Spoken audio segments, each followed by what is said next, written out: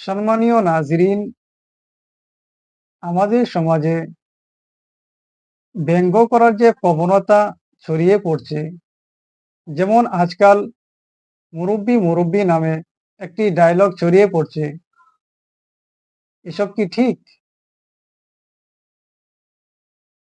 মুরব্বি শব্দটা হলো একটি খুব সুন্দর শব্দ, যার অর্থ হলো লালন পালনকারী, হিফাজতকারী। খুব সুন্দর একটি অর্থের শব্দ। এমন শব্দ নিয়ে অথবা কারো নাম এবং উপনাম নিয়ে ব্যঙ্গ করা উচিত নয়। নাম হলো মানুষের একটি অত্যন্ত গুরুত্বপূর্ণ পরিচয়।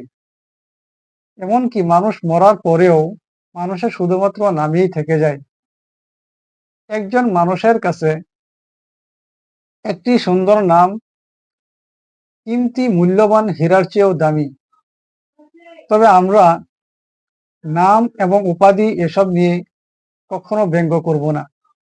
এ সম্পর্কে আল্লাহ তাবারক তাআলা সূরা হুজরাত আয়াত নম্বর 11 বলছেন, ওয়ালা তালমিজু আনফুসাকুম, তোমরা আপসে কেউ কাউকে দোষারোপ করিও না।